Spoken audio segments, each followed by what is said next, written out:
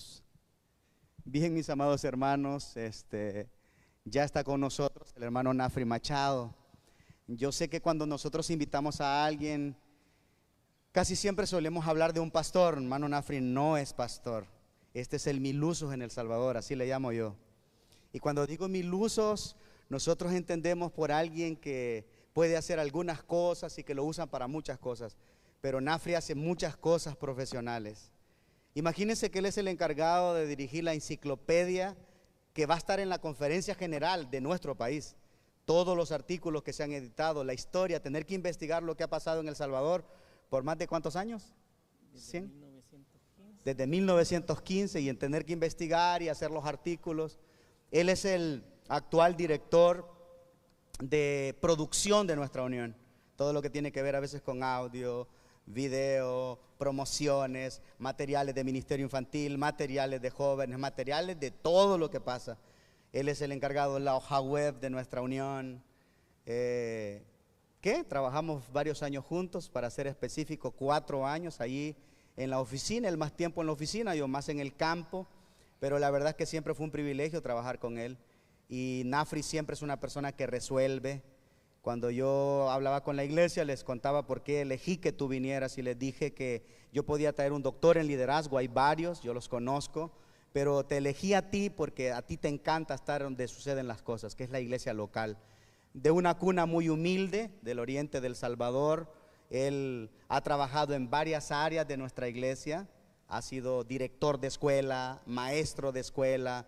La unión lo llamó para trabajar y gustosamente está allí, solo que ahora yo lo molesto y le digo, ahora pasas más en funciones pastorales, porque ahora le digo, estás viajando más que yo, porque seguido está en Estados Unidos, que lo invitan a Guatemala, a otros países, haciendo evangelismo, y de manera muy sencilla enseña la palabra de Dios. No hago esto para ensalzarlo a él, pero siempre lo he admirado, lo he respetado, y pocas personas están para ti cuando los necesitas. Nafri es una de las personas que cuando tengo un problema, yo siempre está ahí. Nafri, necesito esto. Si lo tengo, pastor, ya se lo mando. Yo sé que pasa muy ocupado, así que gracias, Nafri, por estar acá, por tomarte el tiempo de acompañarnos, y la iglesia, levantando la mano, te da la bienvenida. Todos estamos listos para escuchar la palabra de Dios, y espero que en esta jornada Dios te use como te ha usado los años pasados. Es un privilegio para mí volverte a tener y estar junto contigo. Que Dios te bendiga. Que el Señor les bendiga, queridos hermanos. Con tantas cosas que el pastor Alférez ha dicho de mí, me dan ganas de bajarme y escucharme. Sí, ¿verdad? No. La verdad que el Señor nos llama a servir. Y simple y sencillamente, cuando tú decides servir, estarás haciendo lo que tu maestro te ha pedido. Y siempre te irá bien. Recuerda eso. Y el Señor nos ha llamado a servir a todos. Para mí es un verdadero privilegio poder estar con ustedes en esta jornada, liderando con intencionalidad. Las cosas no se generan simplemente porque el tiempo o la vida pasa. Las cosas, las acciones, los resultados se dan porque se trabaja, porque se hace un esfuerzo por ello. Por lo tanto, para ser un buen líder, y líderes somos todos, porque todos fuimos hechos a imagen y semejanza del Señor, así lo dice la palabra del Señor.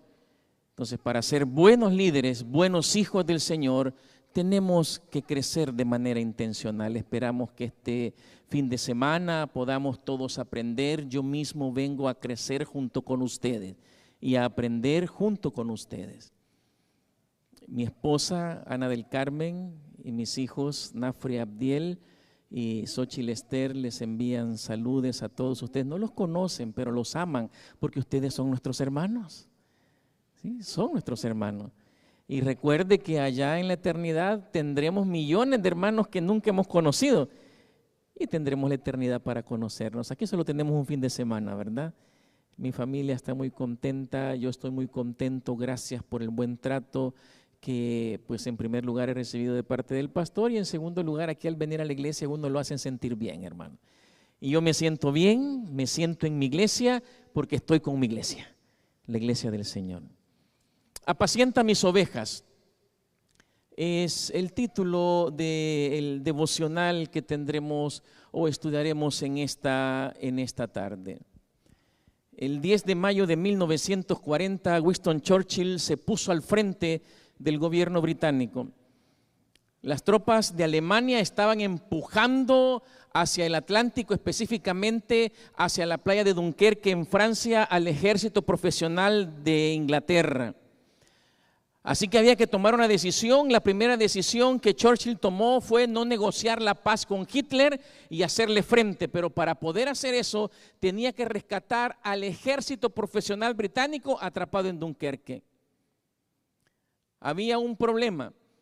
Las unidades Panzer de los alemanes estaban avanzando y llegarían antes de poder rescatar a los soldados. Así que Churchill tomó lo que él ha llamado la decisión más difícil que tomó en su vida. Había una localidad, Calais, que estaba antes de llegar a Dunkerque, y se les ordenó a los 4,000 soldados británicos que estaban en Calais que tenían que detener al ejército alemán, resistir lo más que pudieran. El ejército inglés apenas tenía fusiles, metralladoras. Los alemanes estaban avanzando con sus tanques. El 25 de mayo, Churchill envió uno de los mensajes más difíciles que tuvo que enviar en su vida al general Nicholson.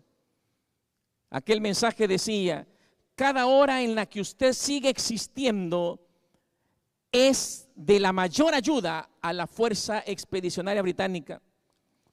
El gobierno ha decidido, por tanto, que debe seguir luchando.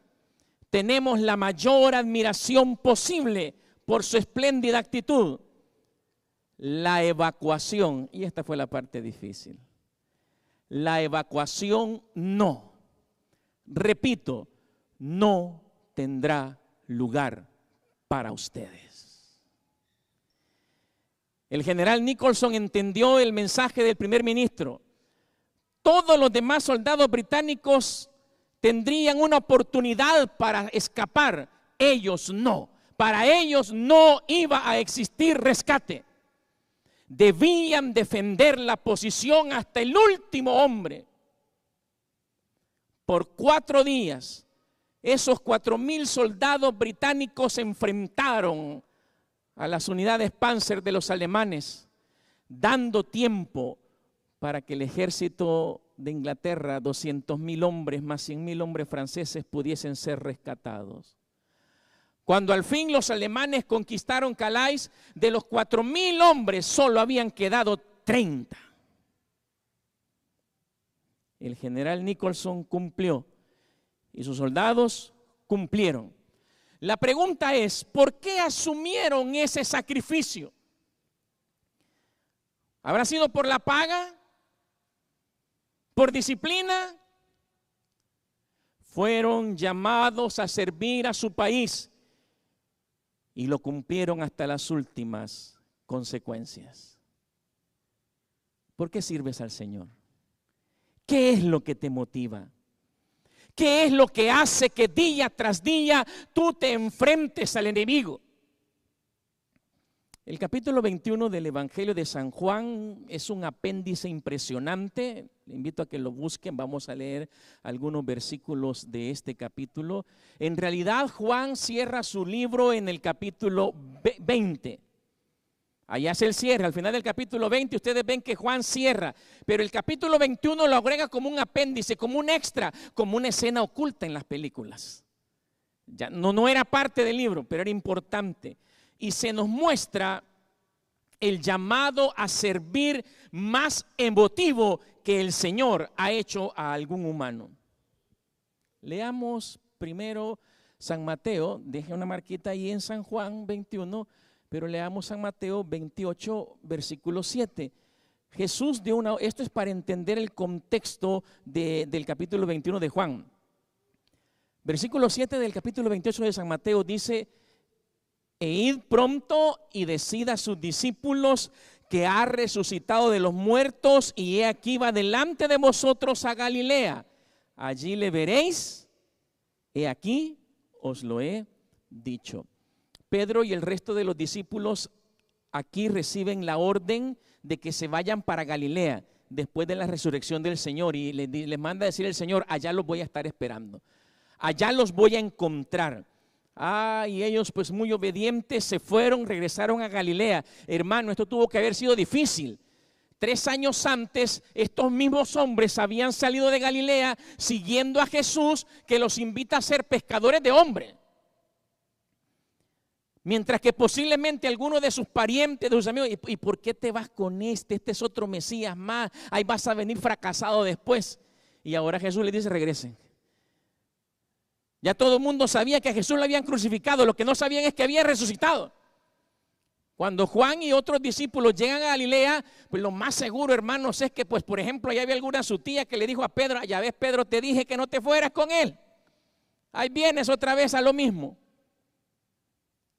Otros se alegraron de verlos, sus parientes más cercanos, pero cargar con el fracaso, qué difícil es.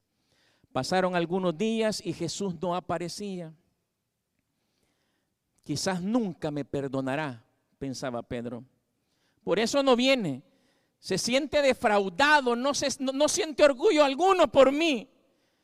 Este hombre se martirizaba por haber fracasado, por haber negado a su maestro.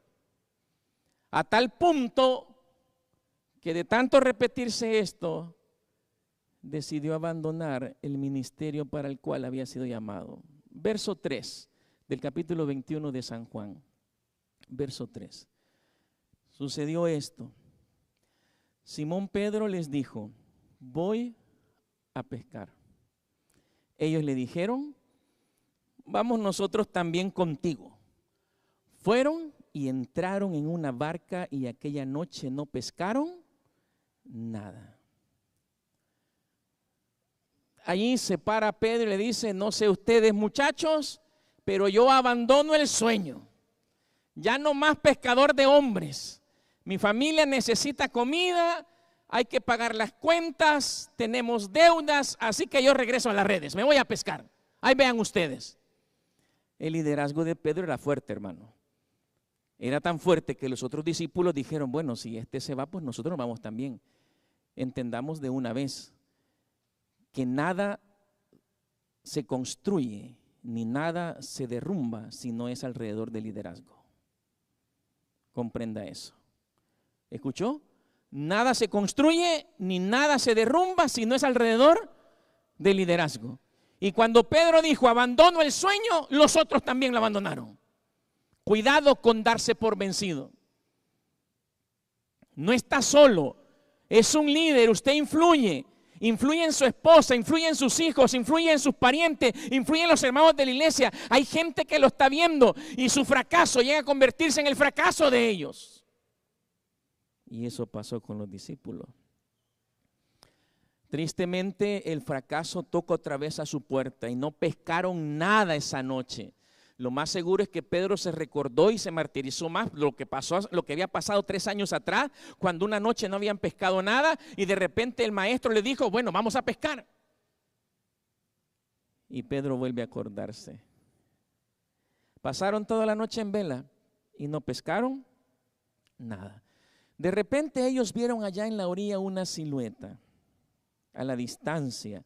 Alguien estaba de pie en la playa, en la penumbre de la madrugada, con la bruma matinal y la contraluz del amanecer. Los discípulos no lograron distinguir quién era. Solo era una silueta, una sombra. Posiblemente un mendigo, los mendigos que iban a poner allí a la orilla del lago esperando que llegaran los pescadores y pedirles algún pescado para comer. Posiblemente era eso. Verso 5. Hijitos, ¿tenéis algo de comer? Y le respondieron: no. Miren, Jesús les dijo algo así como: muchachos, chamacos, cipotes, hey, patojos, mis niños. Es en los evangelios, es la única vez que Jesús llama de esta manera a los apóstoles. Es que se está presentando de una manera paternal y cariñosa.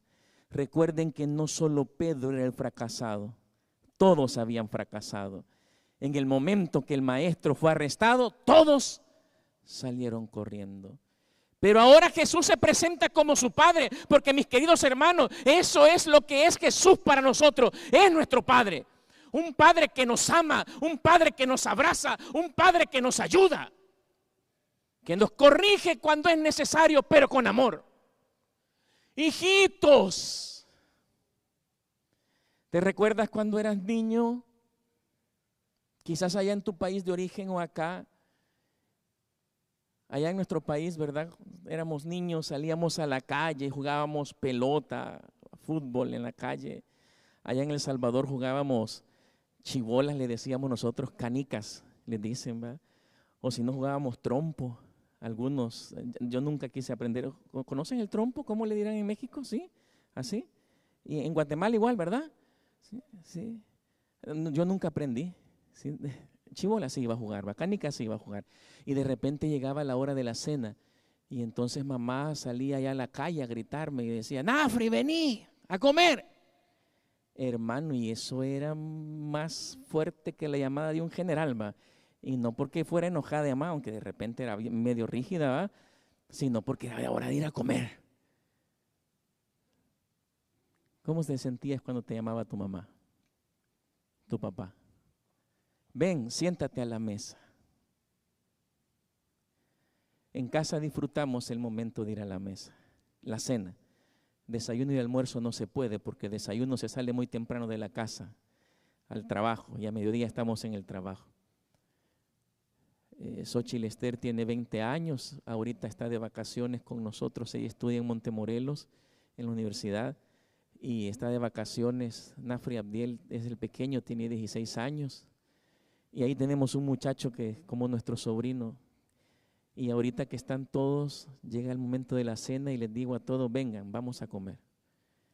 Primera regla, no hay celulares en la mesa. ¿Sí? En la mesa no hay celulares. Quiero que nos vean las caras, hablemos. ¿Cómo te fue el día? ¿Cómo estuvo? A veces pareciera ser que los muchachos hablan en monosílabos. Bien. ¿Y cómo te fue en el colegio? Bien, si acaso contestan o si no le hacen así, ¿verdad? Pero ese es un momento especial que ellos nunca olvidarán. Niños, vengan. ¿Tenéis algo de comer?, dijo el Señor. Los discípulos estaban tan tristes que simplemente dijeron no, como un adolescente, ¿verdad? En monosílabo, no. Verso 6. Y él les dijo, echad la red a la derecha de la barca y hallaréis. Entonces echaron y ya no la podían sacar por la gran cantidad de peces. Fue instantáneo, hermano. En ese momento el recuerdo vino 3 años atrás. Allí estaba Jesús. Y Juan le dice, Pedro, Él es Jesús. Es el Señor. Todos sabían que era el Señor, solo Juan se atrevió a decírselo, es Jesús. Los pescadores allá en Galilea en las noches, la faena muchas veces la hacían desnudos. Así que Pedro lo primero que hizo fue ponerse la ropa. Estaban como a unos 100 metros de la orilla. Así que el lago no estaba tan hondo. No piensen ustedes que Pedro era nadador olímpico y se tiró y comenzó a nadar, ¿verdad? No, hermano, se tiró y comenzó a caminar. Aquello no estaba hondo. Quería encontrarse con Jesús. Sabía que había una deuda entre él y Jesús. Y ya no soportaba, quería escuchar que Jesús le reclamara, que Jesús le echara en cara su fracaso. Algo quería escuchar. La última vez, después de que el gallo había cantado, había visto la tierna mirada del Salvador. Solo se acordaba del momento cuando salió corriendo y se fue allá al árbol donde Jesús había estado sudando gotas gruesas de sangre y comenzó a llorar.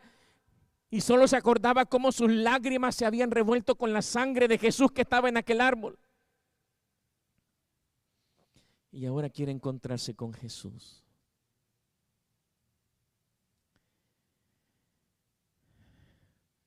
Pero ¿qué es lo que encontró Pedro y los demás discípulos? La misma figura paternal. Ahí estaba Jesús asando un pescado. Había puesto un sabroso pan ahí que ya estaba listo. Con miedo llegó Pedro acercándose, los otros discípulos sacando la barca con la gran cantidad de peces. Y entonces Jesús les dice, ahí en el verso 13, Jesús dice que hizo, tomó el pan y les dio, y asimismo del pescado. Del pescado. ¿De qué le recuerda esta escena? ¿En qué otro momento cercano anterior Jesús había tomado pan y les había dado? Ay, hermano. Otra vez el corazón de Pedro, ¿verdad? Se recuerda la noche del fracaso. Pero Jesús los espera como siempre los había esperado. Jesús siempre se preocupaba por proveer para ellos. Hay un detalle que nosotros a veces olvidamos como cristianos. Mi Dios, no sé el de ustedes, ojalá que sea el mismo, pero mi Dios no es un Dios ciego que no ve mis necesidades. Y aunque yo no le pida en oración por ella, Él siempre provee para mí. Mi Dios no es un Dios sordo que no escucha mis oraciones. Él siempre las escucha y provee para mí. Ahora sabían que Él era Jesús. Hay algunos detalles, 153 peces, ese pez que estaba siendo asado, ese pan. Algunos pudieran haber dicho que la resurrección de Jesús fue espiritual, que lo que habían tenido en los otros encuentros con Él habían sido experiencias extrasensoriales. Pero en la descripción que hace Juan nos está asegurando de que Jesús estaba ahí con ellos en realidad, de carne y hueso. Porque Jesús es real. No sé qué clase de Dios es el tuyo, el mío es un Dios real. Que me acompaña, que está conmigo, que siempre está a mi lado. Es más, cuando más mal me porto, más cerca está de mí, insistiéndome, dame, hijo mío, tu corazón. Comieron con miedo, con pena. Pero Pedro se sentía triste porque hasta este momento Jesús no le había dicho nada.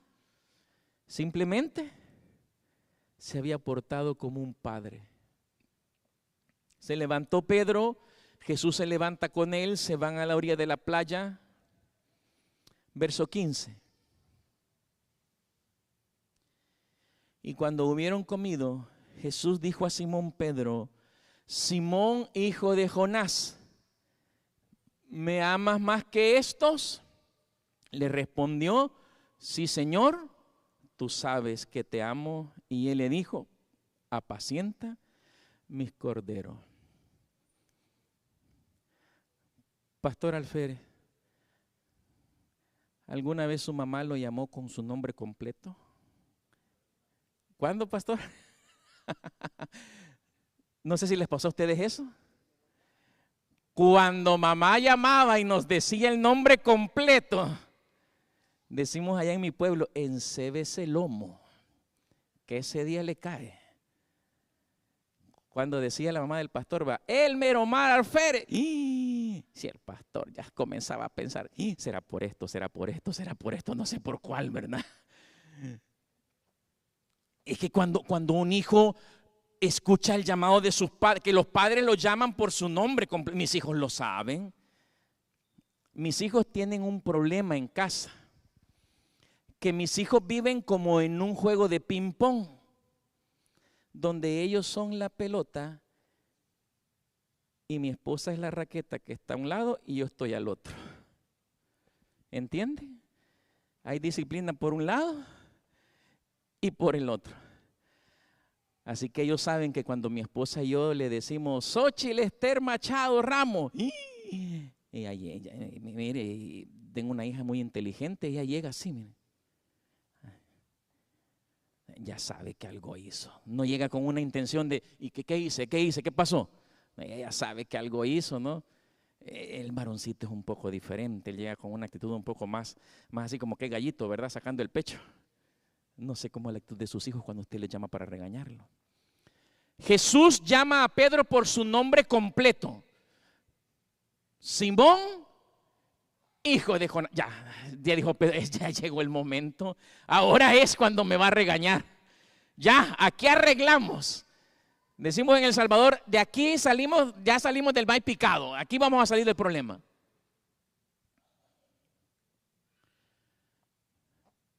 Y la pregunta, ¿habían solo hombres? Cualquiera podía pensar que es un poco incómoda, ¿no? Porque le dice, ¿me amas más que estos? Allá hay un juego de palabras muy interesante. Jesús 3 veces le dirige la misma pregunta a Pedro, Pedro, ¿me amas?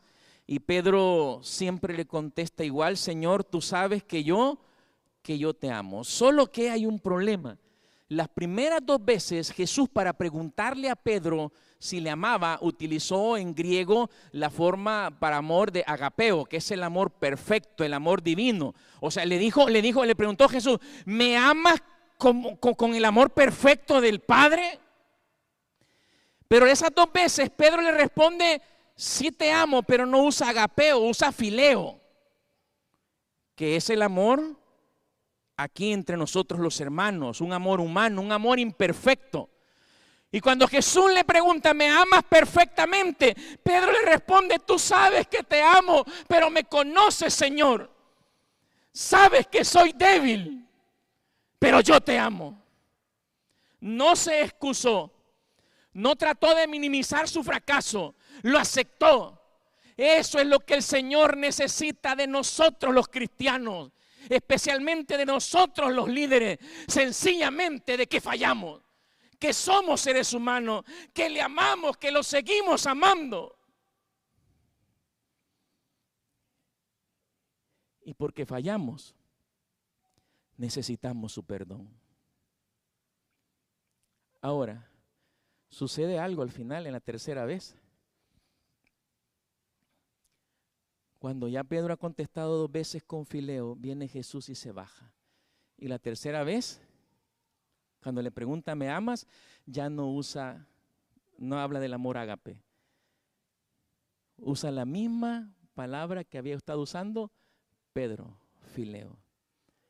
Y fue por eso que Pedro se sintió triste. Porque Jesús se baja y le dice, de verdad, ¿estás seguro que aunque sea con ese amor imperfecto, estás seguro que con ese amor me amas?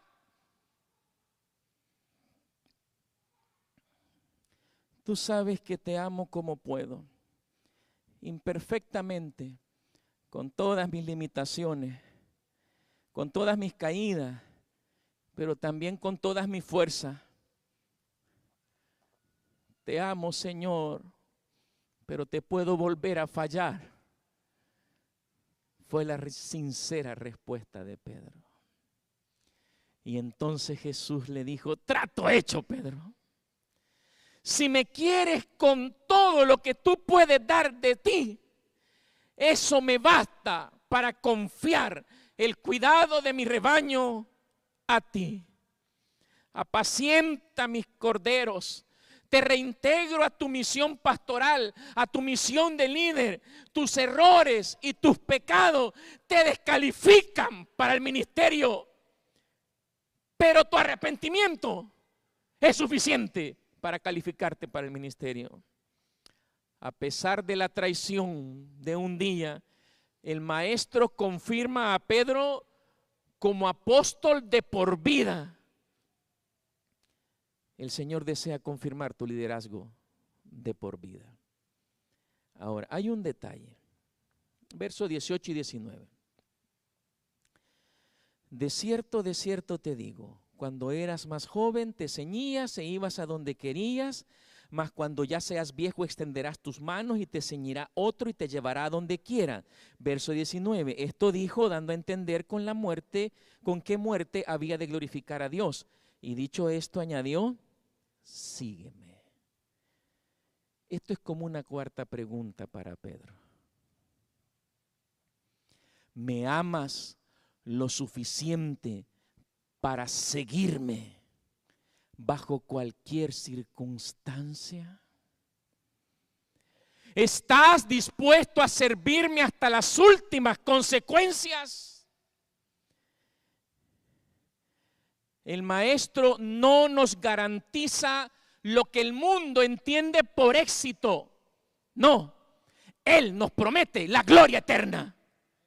En nuestro mundo los hombres son admirados porque levantan imperios, porque crean grandes empresas, pero en realidad los más nobles y admirables en el reino eterno son aquellos que son capaces de expandir el reino de Cristo Jesús.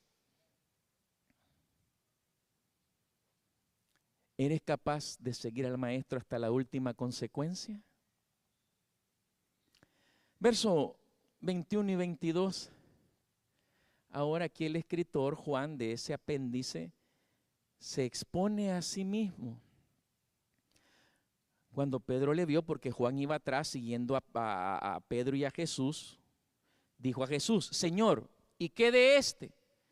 Jesús le dijo, si quiero que él quede hasta que yo venga, ¿qué a ti? Y entonces, ¿qué le dijo? ¿Ah? ¿Cómo le dijo? Es que el llamado al servicio no es para la iglesia. ¿Estás oyendo? El llamado al servicio no es para la iglesia, es para ti. El Señor me ha traído este fin de semana no para transformar una iglesia con mis exposiciones. El Señor me trajo porque tiene un trato con una persona acá. Y por esa persona me trajo, no por toda la iglesia. El grave problema es que no sé quién es. Si supiera quién es, me siento con ella y entonces arreglamos todo y terminamos todo, ¿verdad? Es que el llamado es personal. No sé si ustedes han visto, no sé si aquí se dan las carreras de caballo. ¿Sí? ¿Se dan las carreras de caballo aquí? ¿En el hipódromo? ¿Sí? ¿Han notado ustedes que a los caballos o a las yeguas que corren en el hipódromo les ponen unas cosas aquí a los lados? No sé cómo se llamarán. ¿Sí? ¿Se han fijado? ¿Para qué les servirán esas cosas? ¿Ah?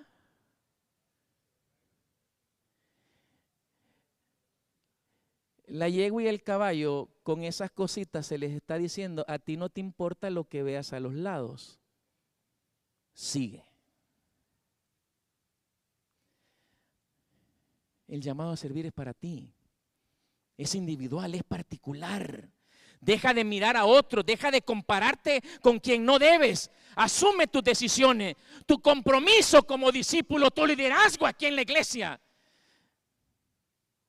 Había un hermanito ahí en mi iglesia que dejó de ser anciano de iglesia. El asunto es que cuando dejó de ser anciano de iglesia fue porque él no quiso ser anciano, siempre se le nombró y se le invitó y él no quiso, ¿verdad? Dejó de ir a la iglesia. Y cuando se le visitó, él dijo, hasta que el pastor que está ahorita se vaya, yo voy a regresar a la iglesia. Nunca explicó qué problema había tenido con el pastor. Solo que el pastor se fue y el hermano no regresó. Vino otro pastor. Se fue este y él no regresó. Regresó como a los 22 años más o menos. Y ese es el problema cuando vemos a los hombres. Uy, miren, a los que pusieron de ancianos nombres y eso. Ay, no, esos dan pena, esos ancianos que han puesto ahora. Ese director de escuela sabática, no, esa directiva, uy, eso no. ¿Ha notado qué fácil somos para criticar? O para simplemente decir, como él no hace, yo tampoco hago. Ante Dios no vale excusarse con lo que otros hacen o dejan de hacer. El llamado del Señor es: sígueme tú, aprende tú, crece tú, sé intencional tú. En 1856, después de pasar 16 años en la selva africana, David Livingstone regresó a Inglaterra para hacer una breve visita. Lo sorprendieron con una gran bienvenida, hicieron grandes actos para celebrar las grandes cosas que Livingstone había hecho en África. Lo reconocieron por los inmensos sacrificios que él había hecho. Y en uno de esos discursos o de esa fiesta, cuando lo invitan a pasar a él, el orador, así como el pastor Alférez, muy propio, ¿verdad? Y hablando del hermano Nafri, y qué pena para mí, ¿verdad? Después, hermano, tantas cosas grandes que dijo el hermano Alférez. Y hubo un orador así y dijo: y admiramos al doctor Livingstone por los grandes sacrificios que ha hecho. Y el doctor Livingstone pasa conmovido por aquello y comienza a decir: ¡qué sacrificio! Jamás hice un sacrificio. Por mucho que dejara atrás, Dios siempre me devolvió mucho más. ¿Se puede llamar sacrificio a lo que no es más que devolver una pequeña parte de la gran deuda que tenemos con Dios y que nunca podremos pagar? ¡Qué sacrificio!, dijo el doctor Livingstone. Ciertamente no ha sido un sacrificio, más bien un privilegio. Puede que a veces las preocupaciones, las enfermedades, las penalidades y los peligros hagan que nuestro ánimo vacile y se hunda, mas solo será por un momento. Pero todo eso no es nada comparado con la gloria que en nosotros y por nosotros ha de manifestarse. ¡Qué sacrificio! No deberíamos ni atrevernos a decir tal palabra si recordamos el inmenso sacrificio que hizo Jesús al abandonar el trono de su Padre en lo alto para dar la vida por nosotros. Damas y caballeros, cerró el doctor Livingstone diciendo: nunca he hecho un sacrificio. Livingstone regresó a África a seguir su trabajo misionero. El 1 de mayo de 1873, en un pequeño poblado a la orilla del lago de Banguela, en Zambia, después de sufrir a causa de la malaria y de una hemorragia interna producida por disentería, su ayudante Susi entró a su tienda y lo encontró de rodillas. Susi se echó para atrás pensando que había interrumpido al siervo del Señor en sus oraciones, pero cuando vio que no se movía, se acercó para encontrar que aquel gran hombre, David Livingstone, había muerto de rodillas. Sus asistentes, Susi y Shuma, yendo en contra de las creencias de su pueblo, quisieron devolver el cuerpo del doctor Livingstone a Inglaterra. Removieron su corazón, sus vísceras, untaron el cadáver con sal, lo dejaron secar al sol durante 14 días. Y después de aquel proceso de momificación, envolvieron el cadáver del misionero, caminaron 1500 kilómetros cargando a aquel hombre hasta llegar a las costas de Bagoyo en el Océano Índico, donde un barco lo transportaría hasta Londres. Finalmente, el cadáver embalsamado del doctor Livingstone llegó a Inglaterra en 1874, con una nota en la que se podía leer: pueden quedarse con su cuerpo, pero su corazón pertenece a África. Fue sepultado en Londres. Allí Pero los africanos, habiendo tomado su corazón, lo enterraron al pie de un árbol de mucua, porque ellos decían que el corazón de aquel hombre pertenecía a África. Donde esté vuestro tesoro, ahí estará vuestro corazón. ¿Amas la iglesia del Señor? ¿Amas la obra del Señor? ¿Amas al Señor? El Señor te está llamando para que apacientes sus ovejas. El Señor te está llamando para que hagas una diferencia, para que te unas al trabajo misionero, para que seas un discípulo del Señor. No uno que simplemente se conforma con venir y escuchar, sino uno que impacta al mundo con su testimonio y con sus palabras. Y cierro con estas palabras de Theodore Roosevelt, presidente de Estados Unidos. No es el criticón el que cuenta, cuando nos muestra cómo puede tropezar el fuerte o cómo pudo haberlo hecho mejor el que realizó proezas. La honra le pertenece al hombre que está en la palestra, aquel cuyo rostro está desfigurado por el polvo, el sudor y la sangre, que lucha con valentía, que yerra y falla vez tras vez, así como Pedro falló, pero que conoce y disfruta el entusiasmo y la dedicación. Quizás al final podrá saborear el triunfo de los grandes logros de una causa noble. Y si en el peor de los casos fracasa, lo hace mientras se esfuerza, de manera que nunca se le encontrará entre aquellas almas frías y tímidas que no conocen ni la victoria ni la derrota. El Maestro cuenta con nosotros, hermano. Él espera que cada uno de nosotros decida por sí mismo apacentar la grey del Señor, hacer discípulos, cumplir la gran comisión hasta las últimas consecuencias. La recompensa no es temporal, la recompensa es eterna. Y la recibiremos aquel día cuando el gran príncipe de los pastores regrese y nos diga: bien hecho, siervo fiel. Sobre poco has sido fiel, sobre mucho te pondré. Y el Señor viene pronto, hermano. Él está a las puertas. No es momento de que estemos inertes, no es momento de que estemos fríos, es momento de que encendamos en el fuego del Espíritu Santo nuestra iglesia y llevemos ese fuego al mundo para rescatar las almas que se están perdiendo. Dios nos ha dado el privilegio de vivir en este momento más crucial de la historia de la raza humana. ¿Aceptarás el llamado del Señor? Yo esta noche quiero terminar con una oración. Y yo quisiera orar por aquellos que le quieran decir a Jesús como Pedro: tú sabes que te amo, así imperfecto, con mis errores, así como estoy, pero te amo y quiero servirte porque te amo. Ayúdame, Señor. ¿Quisieran ustedes orarle al Señor así? Si tú quieres orar conmigo, ponte en pie para orar junto conmigo. Ponle a los pies del Señor Jesús tus debilidades, tus errores, tus pecados, pero también dile cuánto lo amas.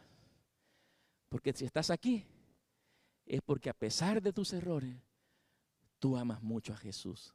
Díselo. Oremos. Gracias, Señor. Gracias por la oportunidad que tú nos das de servirte. Así como llamaste a Pedro, y a pesar de sus errores y a pesar de su traición, tú lo restituiste. Tú nos amas a nosotros y nos haces el mismo llamado. Por eso hoy aquí te decimos: Jesús, te amo. Soy débil, tengo errores, pero te amo, Señor. Y no puedo encontrar otro mejor lugar que estar a tus pies. Ayúdanos, Padre, a ser los discípulos que tú necesitas en este momento. Nuestra vida está en tus manos. Gracias por aceptarnos, por perdonarnos y por regalarnos el ministerio de la predicación del Evangelio. En Jesús lo pedimos todo y agradecemos. Amén y amén. Que el Señor les bendiga.